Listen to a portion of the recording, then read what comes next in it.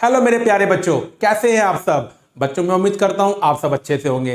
बेटा मेरा नाम आलोक जैन, मैं आपका स्वागत करता हूं वैम्स एकेडमी में। बच्चों आज की इस क्लास से मैं 10th क्लास का चैप्टर 5 शुरू कर रहा हूं। चैप्टर का नाम बच्चों क्या है? Arithmetic progression. और बेटा इसको शॉर्ट फॉर्म में क्या बोलते हैं? एपी बोलते हैं। आज की इस क्लास के बाद बच्चों आप इस चैप्टर को एपी ही कहेंगे। अब देखिए बच्चों, सबसे पहले आज की इस क्लास में मैं आपको ना इस चैप्टर का बेसिक पढ़ाऊंगा।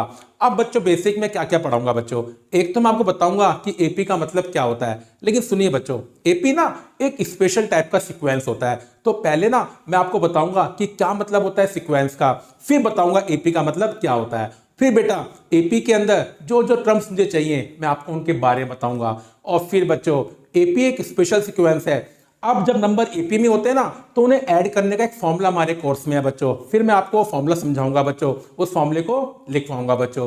तो बस आपको एक काम करना है बच्चों, इस क्लास को ना पूरा देखना है, बीच में नहीं छोड़ना है और बच्चों प्रॉपर नोट्स बनाने हैं। तो चलिए मेरे प्यारे बच्चों शुरू करते हैं आज की क्लास।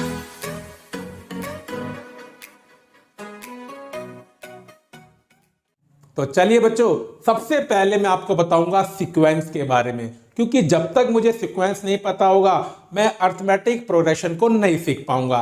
तो देखिए बच्चों, सीक्वेंस की डेफिनेशन क्या होती है मेरे बच्चों। सीक्वेंस की डेफिनेशन है, a sequence is an arrangement of numbers in a definite order according to some rule. देखिए बच्चों, आपने क्या किया बच्चों, नंबर्स को अरेंज किया एक पर्टिकुलर ऑर्डर में। लेकिन बच्चों आपने क्या किया, जब आपने नंबर्स को अरेंज किया तो आपने ना उसमें एक रूल फॉलो करा बच्चों। बस जब आप एक रूल को फॉलो करते हैं बच्चों तो जो नंबर का अरेंजमेंट होता है मेरे प्यारे बच्चों, उसे क्या बोलते हैं? सीक्वेंस बोलते हैं। देखिए बच्चों, जैसे मैं आपके सामने कुछ एग्जांपल लिखता हूं। देखिए बच्चों, जैसे बच्चों मैंने लिखा 1, बेटा मैंने लिखा 4, 9, 16, 25 डैश डैश डैश। अब देखिए बच्चों, ये क्या है बच्चों? अरेंजमेंट ऑफ नंबर्स है। अब सुनिए इसमें रूल क्या है बच्चों। देखिए बच्चों, ये ना नेचुरल नंबर के स्क्वायर बन रहे हैं। जैसे बच्चों 1 क्या होता है? 1 का स्क्वायर। बेटा 4 क्या होता है? 2 का स्क्वायर। 9 क्या होता है? 3 का स्क्वायर। 16 क्या होता है? 4 का स्क्वायर। 25 क्या होता है? 5 का स्क्वायर। बेटा ऐसे अगली टर्म क्या आएगी? 6 का स्क्वायर। मतलब जो अगला नंबर आएगा बच्चों वो क्या आएगा? 6 का स्क्वायर 36। तो बच्चों ये जो नंबर का अरेंजमेंट है बच्चों, ये एक सीक्वेंस है, क्योंकि इसमें हमने क्या फॉलो करा बच्चों? एक पैटर्न फॉलो किया। और यहां पर पैटर्न क्या है बच्चों? मैंने क्या लिखे? नेचुरल नंबर के स्क्वायर लिखे। तो मेरे बच्चों इसको क्या बोलते हैं?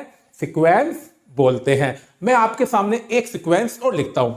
मानिए बच्चों मैंने लिखा 3, 6, 12, 24, 48 डैश डैश डैश। अब देखिए बच्चों, ये भी एक सीक्वेंस है, क्योंकि नंबर का अरेंजमेंट है एक डेफिनेट ऑर्डर में। ऑर्डर के बारे में आपको बताता हूं अभी बच्चों मैं, और ये एक रूल को फॉलो कर रहा है। अब देखिए बच्चों रूल क्या है। बेटा यहां पर रूल क्या बन रहा है? आप देखिए यहां पर बच्चों रूल क्या बन रहा है। 3 को अगर आप 2 से करोगे मल्टीप्लाई तो क्या आएगा मेरे बच्चों? 6 आएगा। फिर आपने 6 को किससे क्या मल्टीप्लाई? फिर 2 से करा तो 12 आ गया। बेटा फिर आपने किससे मल्टीप्लाई किया? 2 से, तो क्या आ गया? 24। फिर बच्चों 2 से किया तो क्या आ गया? 48। ऐसे बच्चों अगला नंबर कितना आएगा? 96। 48 मल्टीप्लाई 2। तो बेटे यहां पर मैंने क्या रूल फॉलो किया कि मैं हर नंबर को 2 से क्या कर रहा हूं? मल्टीप्लाई कर रहा हूं। तो मेरे बच्चों ये क्या हो गए? आपके अरेंजमेंट ऑफ नंबर जो किसी रूल को फॉलो कर रहे हैं, इसलिए बच्चों से क्या बोलते हैं? सीक्वेंस बोलते हैं। तो ये मतलब होता है बच्चों सीक्वेंस का। अब बेटे ऑर्डर का मतलब मैं आपको बताता हूं क्या होता है। देखिए बच्चों, ऑर्डर का मतलब ये होता है बच्चों, जैसे मैं पहला एग्जांपल लिखता हूं 1, 4, 9, 16, 25। मेरे बच्चों यहां पर जो नंबर लिखे हुए होते हैं ना, इनका ऑर्डर ना फिक्स होता है। जैसे 1, बेटा 1 कहां लिखा हुआ है? फर्स्ट प्लेस पे लिखा हुआ है। तो 1 को बोलते हैं कि ये सीक्वेंस की ना फर्स्ट टर्म है बच्चों। क्या बोलते हैं? सीक्वेंस की फर्स्ट टर्म है। बेटा 4 कहां लिखा हुआ है? सेकंड नंबर पर। तो 4 को क्या बोलेंगे? कि ये सीक्वेंस की सेकंड टर्म है। बेटा 9 कहां लिखा हुआ है? थर्ड प्लेस पे लिखा हुआ है। तो 9 को क्या बोलेंगे? कि ये सीक्वेंस की क्या बच्चों? थर्ड टर्म है। तो देखिए बच्चों मैं आपको बताता हूं, जैसे बच्चों 1 है। बेटा 1 को हम क्या बोलते हैं? कि ये फर्स्ट टर्म है बच्चों। क्या है ये? First term. क्योंकि 1 कहां लिखा हुआ है, फर्स्ट प्लेस पे। मेरे बच्चों 4 क्या है, सेकंड टर्म है, क्योंकि बच्चों 4 कहां लिखा हुआ है, सेकंड प्लेस पे लिखा हुआ है। बच्चों 9 कहां लिखा हुआ है, थर्ड प्लेस पर, तो 9 क्या है बच्चों, थर्ड टर्म है। तो इसलिए से बोलते हैं डेफिनेट ऑर्डर। बच्चों ऑर्डर फिक्स होता है, फर्स्ट नंबर को बोलते हैं फर्स्ट टर्म, सेकंड नंबर को बोलते हैं सेकंड टर्म, थर्ड नंबर को बोलते हैं थर्ड टर्म। ऐसे बच्चों 16 क्या है, आपकी फोर्थ टर्म है। बच्चों 25 क्या है, आपकी फिफ्थ टर्म है। और अगला नंबर क्या होगा बच्चों, सिक्स टर्म, उससे अगला क्या होगा, सेवन टर्म। ऐसे ये सीक्वेंस चलता रहेगा। अब बच्चों इसकी ना नोटेशन होती है टर्म की। अब मैं आपको बताता हूं बेटा, ट्रम्स को जो हम डिनोट करते हैं, terms are denoted by A1, A2, A3 dash dash dash. मतलब बच्चों A1 का मतलब होता है बच्चों फर्स्ट टर्म। देखिए मेरे बच्चों यहां पर आपके लिए 1 क्या बन गया, A1। बेटा 4 क्या बन गया, A2। 9 क्या बन गया, A3। 16 क्या बन गया, A4। 25 क्या बन गया, A5। ये मतलब होता है बच्चों, फर्स्ट टर्म को बोलते हैं A1, सेकंड टर्म को बोलते हैं A2, थर्ड टर्म को बोलते हैं A3, फोर्थ टर्म को बोलते हैं A4, फिफ्थ टर्म को बोलेंगे A5, 100 टर्म को बोलेंगे A100। हाँ बच्चों अब एक स्पेशल टर्म होती है जिसे बोलते हैं nth टर्म। क्या बोलते हैं बच्चों, nth टर्म। जो नंबर nth प्लेस पर होगा उसे क्या बोलेंगे कि वो सीक्वेंस की nth टर्म है। और मेरे बच्चों इसकी नोटेशन क्या होगी, an। क्या होगी बच्चों, an। और बेटा सीक्वेंस के केस में इसको बोलते हैं जनरल टर्म। क्या बोलते हैं बच्चों, जनरल टर्म बोलते हैं। अब बेटा इसको जनरल टर्म इसलिए कहा जाता है, अगर आपको किसी भी सीक्वेंस की nth टर्म पता है तो मेरे बच्चों आप किसी भी नंबर की टर्म निकाल सकते हो। मानिए आपको ना किसी भी सीक्वेंस की nth टर्म पता है और बच्चों आपको क्या निकालनी है, 10th टर्म निकालनी है। तो बस बच्चों आप क्या करोगे, जहां जहां n होगा क्या पुट कर देंगे, 10 को पुट कर देंगे। इसलिए बच्चों an को क्या बोलते हैं, जनरल टर्म। तो मेरे प्यारे बच्चों अब मैंने आपको सीक्वेंस के बारे में बता दिया। अब देखिए बच्चों एक सीक्वेंस ही एपी बनता है। जैसा मैंने आपको बताया है सीक्वेंस क्या होता है, जो किसी रूल को फॉलो करता है। अब बच्चों मैं आपको बताता हूं कि सीक्वेंस क्या रूल फॉलो करे कि बच्चों क्या बन जाए, एक अरिथमेटिक प्रोग्रेशन, दैट मींस एक एपी बन जाए। तो देखिए बच्चों एपी की definition, A sequence is called an arithmetic progression if the difference between any two consecutive terms always a constant। तो देखिए बच्चों आपके पास ना कोई भी सीक्वेंस है, अगर उसकी दो कॉन्जिक्यूटिव टर्म्स, चाहे किसी भी दो कॉन्जिक्यूटिव टर्म्स को उठा लीजिए बच्चों, और डिफरेंस कांस्टेंट आए तो बच्चों सीक्वेंस क्या बन जाता है, एक एपी बन जाता है। अब देखिए बच्चों इसका मतलब क्या होता है कॉन्जिक्यूटिव टर्म्स का, बेटा जो टर्म्स एक के बाद एक होती है। जैसे बच्चों आपको एग्जांपल देता हूं, मैंने एक सीक्वेंस लिखा 1 4 7 10 13 16 19 एंड सो ऑन।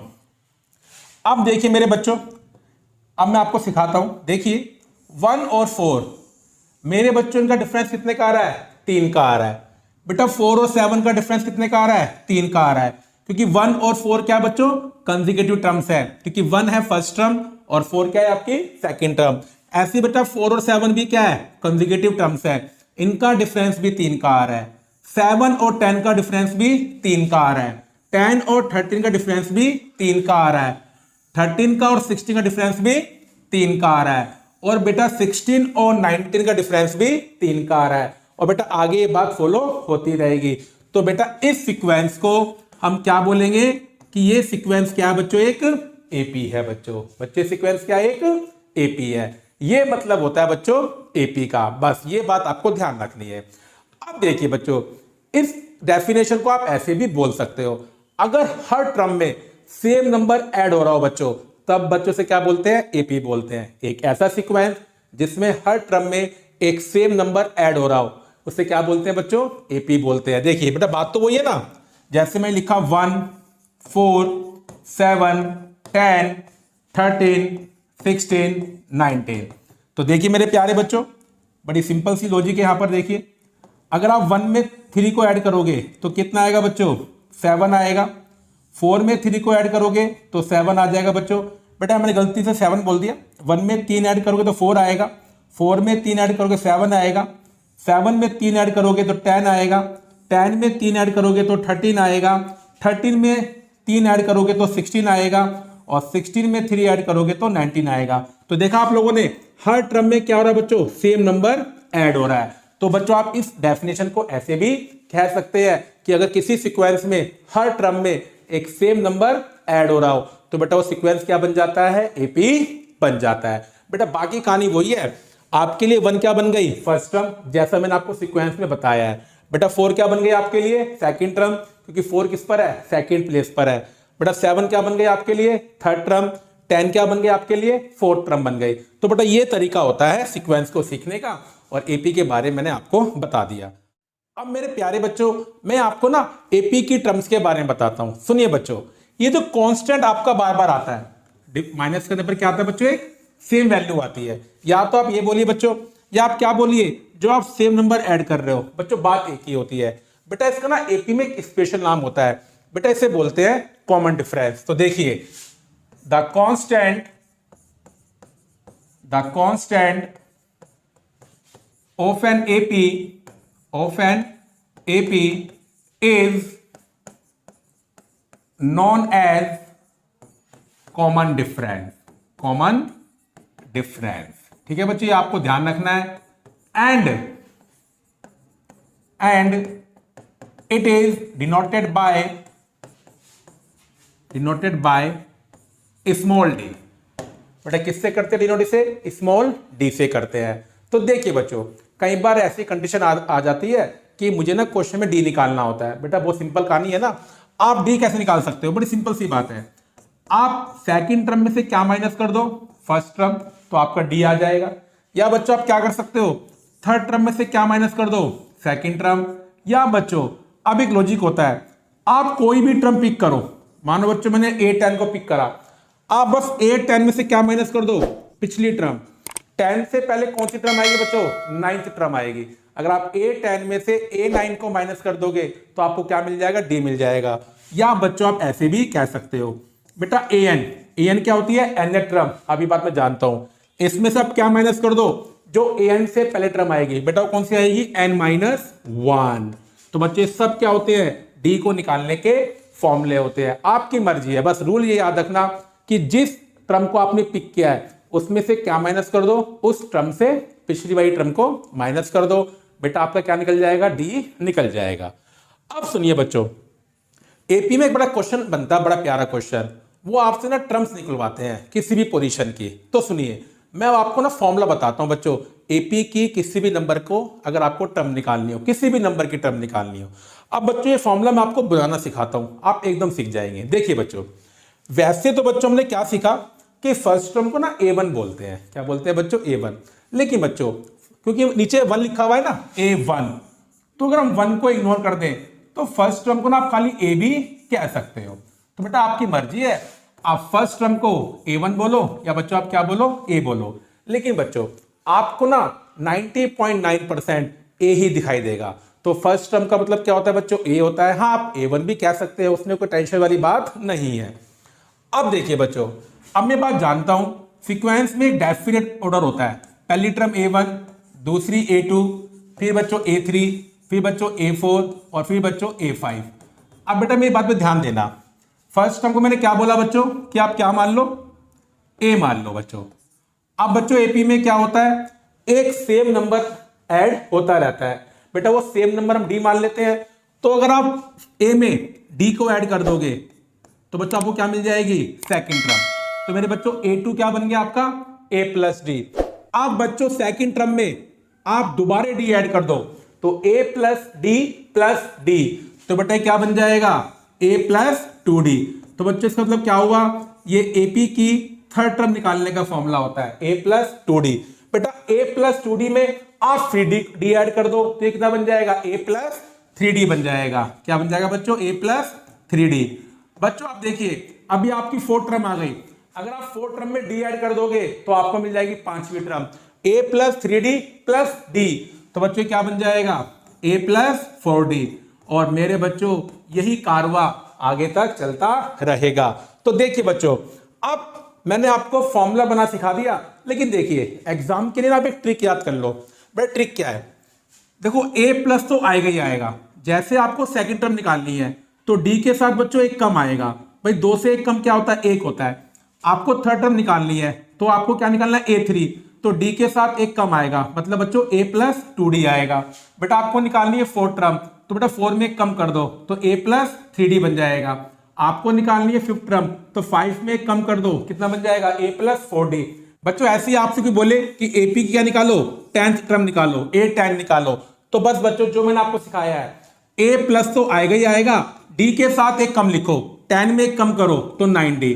तो बच्चों 10वीं टर्म का फॉर्मूला क्या बनेगा, a प्लस 9d। मानी बच्चों को ऐसे बोलता है कौन सी टर्म निकालो, 150 टर्म निकालो, बट एक कम करो 149, तो बच्चों ये क्या बन जाएगा, a प्लस 149d। और बेटा इसी तरह से अगर आपको निकालनी हो nth टर्म, जिसे क्या बोलते हैं, जनरल टर्म बोलते हैं, तो बेटा n में कम करो n-1, तो nth टर्म निकालने का फॉर्मूला क्या बनेगा, a प्लस n-1d बनेगा।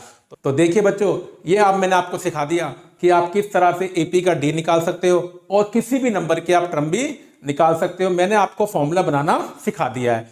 अब देखिए बच्चों, हमारे कोर्स में एक फॉर्मूला और है AP का। मैं आपको बच्चों उस फॉर्मूले की ना वो बताता हूं, रिक्वायरमेंट क्यों पड़ी बच्चों। मानिए बच्चों कोई आपसे बोलता है कि ये 5 नंबर है बच्चों, 1 प्लस 2 प्लस 3 प्लस 4 प्लस 5, मतलब इन 5 नंबर को आप ऐड करो।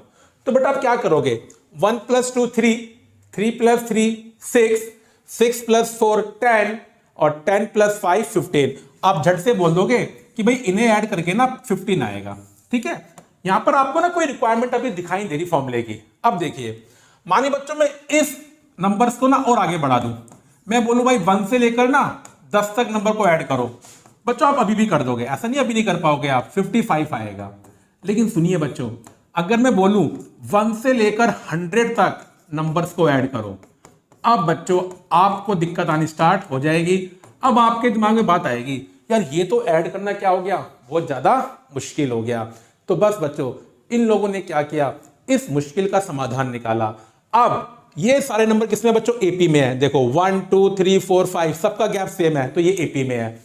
तो बच्चों अगर नंबर AP में होते हैं तो इन लोगों ने हमें एक फॉर्मूला दिया, जिस फॉर्मूले का यूज कर हम उन नंबर को ऐड कर सकते हैं। और बस बच्चों हमें क्या लगती है, 15 या 20 सेकंड लगती है, बस हमें एक फॉर्मूला याद करना होता है। अब सुनिए बच्चों, इसी कॉन्सेप्ट को बोलते हैं sum of first and terms, sum of first and terms of an AP। ठीक है बच्चों, ये आपको ध्यान रखना है। अब देखिए बच्चों, इसको डिनोट करते हैं बच्चों SN से। किससे करते हैं, SN से। तो बच्चों SN का मतलब क्या होता है, the sum of first and terms of an AP। तो बच्चों इसका मतलब क्या हुआ, SN का मतलब हुआ कि A1 A2 A3 up to AN, इनको ऐड करके क्या आंसर आएगा। मानिए बच्चों आपसे कोई बोलता है कि AP में ना पहली 50 टर्म का सम निकालो, तो बच्चों इसका मतलब क्या हुआ, आपको क्या निकालना है, A50, सॉरी बच्चों S50 निकालना है। तो इसका मतलब क्या हुआ, the sum of first 50 terms, the sum of first 50 terms. बेटा ये बात आपको बिल्कुल ध्यान रखनी है। तो आप ये बोल सकते हो S50 का मतलब हुआ A1 plus A2 plus A3, और बच्चों कहां तक टर्म को ऐड करना है, A50 तक ऐड करना है। अब सुनिए बच्चों, ये तो जो मैंने आपको लिखवाया SN के बारे में, S50 के बारे में, ये हर सीक्वेंस में वैलिड होता है बच्चों। लेकिन अब जो मैं आपको फॉर्मूला बताऊंगा वो आप तभी लगा सकते हो अगर मेरे नंबर बच्चों किसमें होंगे, AP में होंगे। अगर नंबर AP में है और आपको उन्हें क्या करना है, ऐड करना है। अब बच्चों मैं आपको उसका फॉर्मूला बताता हूं। तो देखिए बच्चों, तो बेटा SN निकालने का फॉर्मूला होता है n/2 बच्चों, n/2 ब्रैकेट में 2a प्लस n-1d। अब देखिए बच्चों, A का मतलब यहां पर क्या है बेटा, फर्स्ट टर्म, ये बात तो मैं जानता हूं। A का मतलब क्या है बच्चों, फर्स्ट टर्म, ये बात मैं बच्चों अब जानता हूं। D का मतलब क्या है बच्चों, कॉमन डिफरेंस। अब मुझे ये भी पता है ईडी का मतलब क्या है बच्चों, कॉमन डिफरेंस। और बच्चों एन का मतलब क्या है, मुझे कितनी टर्म का सम निकालना है, number of terms, number of terms. ठीक है बच्चों, तो ये आपको बात ध्यान रखनी है। एन का मतलब क्या हुआ, हमें कितनी टर्म्स का सम निकालना है। ए का मतलब क्या हुआ, फर्स्ट टर्म। और डी का मतलब क्या हुआ, कॉमन डिफरेंस। अब देखिए बच्चों, इस फॉर्मूले को ना हम इस तरह भी लिख सकते हैं। कैसे बच्चों, देखिए 2a, मेरे बच्चों 2a को मैं ब्रेक कर सकता हूं, a प्लस ए कर सकता हूं बच्चों। और अब देखिए मेरे बच्चों, मैंने आपको अभी अभी पढ़ाया है बेटा, ये क्या बन गई आपकी एपी की nth टर्म बन गई बच्चों। क्या बन गई, एपी की nth टर्म। और ए को हम क्या बोल सकते हैं, a1। वो तो एक ही बात होती है, आप बोलो a1 या आप बोलो a। और बच्चों यहां पर क्या लिख देंगे हम, an। तो देखिए बच्चों, ये फॉर्मूला भी आप अप्लाई कर सकते हो। लेकिन सुनिए बच्चों, ये फॉर्मूला आपको तभी अप्लाई करना होता है, आपको जितनी टर्म का सम निकालना है तो बेटा आपको ना उस एपी की लास्ट टर्म पता होनी चाहिए। मानिए बच्चों आपको ना 50 टर्म का सम निकालना है और आपको A50 पता है बच्चों, क्या पता है, A50, फिर आप इस फॉर्मूले को अप्लाई कर सकते हो। तो बेटा एक काम बच्चों और होता है एनसीईआरटी में, क्या कर रखा है, देखिए बच्चों A1 को तो A बोलते ही बच्चों, AN को बच्चों बोल देते हैं लास्ट टर्म। क्या बोल देते हैं, लास्ट टर्म। तो इस फॉर्मूले को ना आप ऐसे भी लिख सकते हो, n/2 ब्रैकेट में a प्लस एल। बेटा एल का मतलब क्या होता है, जिस एपी का मुझे सम निकालना है उस एपी की लास्ट टर्म की वैल्यू क्या है। ए का मतलब क्या है, फर्स्ट टर्म।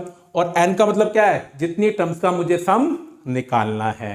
तो देखिए बच्चों, आज की इस क्लास में मैंने आपको एपी का सारा बेसिक बता दिया है कि एपी की डेफिनेशन क्या है बच्चों, उसमें जो कांस्टेंट आता है उसे कॉमन डिफरेंस बोलते हैं, फिर हम टर्म्स को किस तरह फाइंड करते हैं। और बच्चों अगर नंबर एपी में होते हैं तो उन नंबर को प्लस करने का जो फॉर्मूला होता है मैंने आपको ये भी बता दिया है।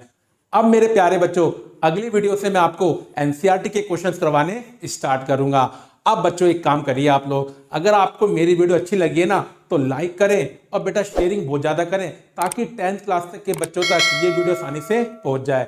और बेटा अगर अभी तक आपने मेरा चैनल सब्सक्राइब नहीं किया है बेटा उसको भी फटाफट कर दे,